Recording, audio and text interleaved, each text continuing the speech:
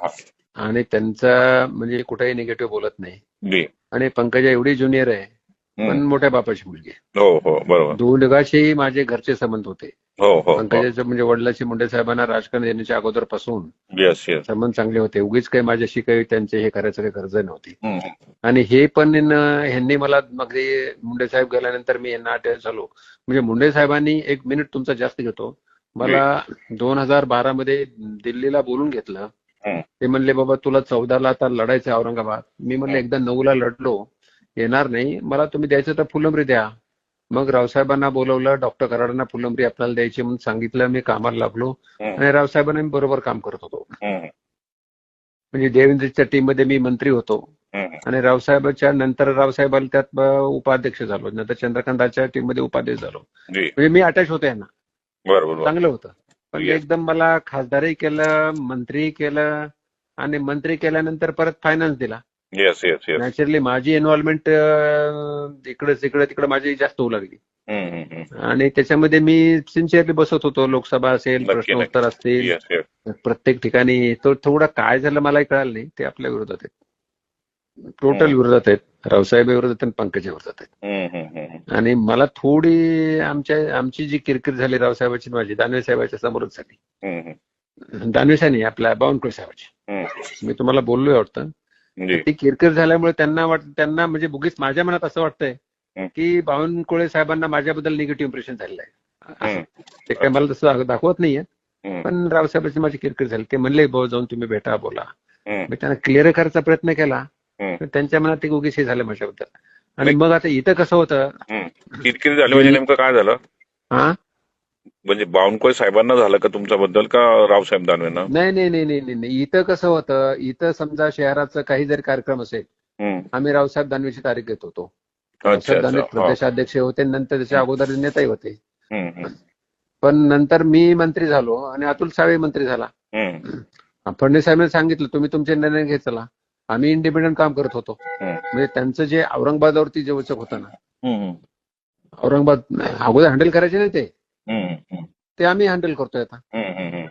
म्हणून आणि मग काय झालं, एके दिवशी डॉक्टर कराडांना मस्ती आलेली जास्त, आता मंत्री झालेत ते. मला असं काय बोलताय तुम्ही माझ्या नावास? नाही नाही नाही, तुमचं वागणं बरोबर नाहीये, असं बरंच झालं. रावसाहेब बोलले का? हा, ते बावनकुळे साहेबांसमोर. अरे बापरे. इतकी किरकिर झाली. मग मी म्हणलं दादा तुम्ही नेते आहात, जास्त काही बोलू नका. जे असेल ते आपण उद्या बोलूया ना, यांच्या समोर काय बोलताय. हे झालं तर मग 3-4 वर्षापूर्वी झालंय. रावसाहेबांच्या घरी दिल्लीमध्ये मी तिघच होतो डायनिंग टेबलवर. तेव्हापासून बावनकुळे साहेबांना असं वाटत असेल, आणि ते बावनकुळेची आणि रावसाहेबांची चांगली मैत्री आहे. हे तुम्हाला माहिती आहे की नाही मला माहित नाही. माहिती चांगली मैत्री. चांगली मैत्री आहे. म्हणजे इव्हन आपण जिल्हाध्यक्ष गेल्यानंतर सुद्धा जेवायला गेले, तिथे त्यांनी सांगितलं की हे ते आम्ही जे केलेलं पोरग त्याला अध्यक्ष करायचं नाही, तुम्ही एकनाथ जाधवला करा. बावनकुळे साहेब म्हणले एकनाथ जाधवला करा. नाही म्हणलं आम्ही कशासाठी केला जिल्हाध्यक्ष. मग आता थोडं अडचण आली की आम्ही वर जात होतो, कुठे, फडणवीस साहेबांकडे. तिकडून आम्हाला बरोबर रिझल्ट मिळायचा. फडणवीस साहेबांना रावसाहेब दानवे काय चांगले माहित आहेत. बावनकुळे साहेब तर ते तिकडचेच आहेत, त्यांची आहेत दोस्ती काय असेल ते. म्हणून एक आम्ही लाईन आमची रावसाहेब पाटील आहे, तुम्हाला सांगतो. यांची अपेक्षा, आता मी तुम्हाला बोलतो, यांची अपेक्षा होती की ते सीएम झाले फडणवीस साहेब, आणि हे त्याच वेळेस अध्यक्ष झाले. मराठा समाजाचा नेता कोणी नव्हता. त्यांची अपेक्षा वाढत गेली, आपणही सीएम झाला पाहिजे म्हणून. हे सगळे मराठे केले त्यांनी. ते तुम्हाला माहित आहे का नाही मला माहित नाही. आहे ना. मलाही माहिती हा विषय. Hello hello hello. हा डॉक्टर साहेब बोला.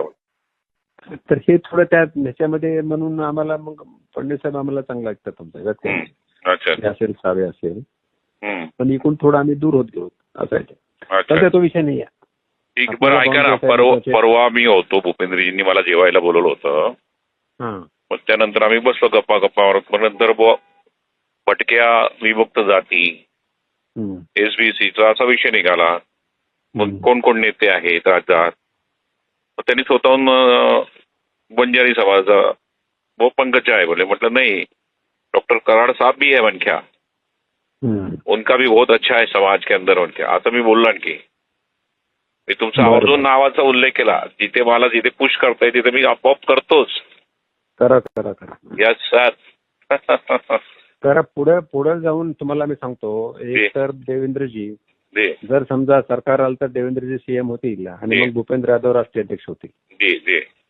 आणि जर समजा सरकार दुर्दैवानं आलंच नाही तर देवेंद्रजी अध्यक्ष आहेत राष्ट्रीय अध्यक्ष. हे तुम्ही समजून घ्या. बरोबर. म्हणून हे दोन नेते योगायोगानं आपल्या जवळ आहेत आणि आपणाला ही दोन्हीची तुम्ही तुमची लायझनिंग ठेवा. मी तुम्हाला फडणवीस साहेबांकडे 100% मदत करू शकतो. म्हणजे मला आग्रहाने ते विचारतात, बोलतात आणि करतात. पण ते माझं त्यांनी यावेळेस केलं नाही ना. मला थोडं नाही ना. आता ऐका तुम्ही, ऐका, मी त्यांना बोललोय होतो, मेसेज टाकला, तुम्हाला मेसेज दाखवला. पहिला तुमचंच नाव पहिलं टाकलं होतं. हो. त्यांच्या अडचणी असतील करून माहिती काय ते. यस असू शकतात अडचणी. आपण समजू शकतो. नाही, दुसरं तुम्हाला एक आहे की तुम्ही संघटनेचं काम करताय आणि लढायला जागा नाही तिथे. नंदुरबार अडचण ती ना, सगळ्यात मोठी अडचण माझी ती आहे ना. नाही तर मी मागितलं पण नसतं. तुम्ही काही असं आम्हाला इथं द्या असं म्हणणारे नाही. नाही तर कधी ते मी विधानसभा निवडून कधीच आमदार झालो असतो. तोच प्रॉब्लेम आहे ना. हो ना, ते अडचण नाही. ते करू, ते चांगलं मी आणून देतो त्यांच्या लक्षात. यस मी माझी जबाबदारी आहे तुम्हाला, म्हणजे जबाबदारी म्हणजे खारीचा वाटा माझ्या. नक्की डॉक्टर, मला विश्वास आहे.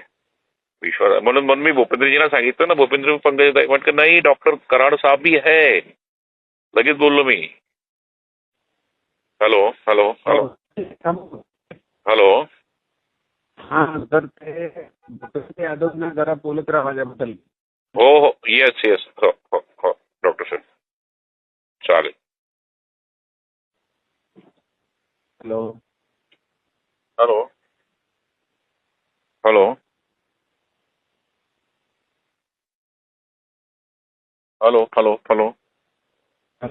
हा डॉक्टर साहेब. ओबीसी बद्दल चांगलं काम आहे आपल्या क्षेत्रामध्ये, तुम्हाला सहकार्य करतो. नक्की. यस. जी. ठीक आहे. हो जी.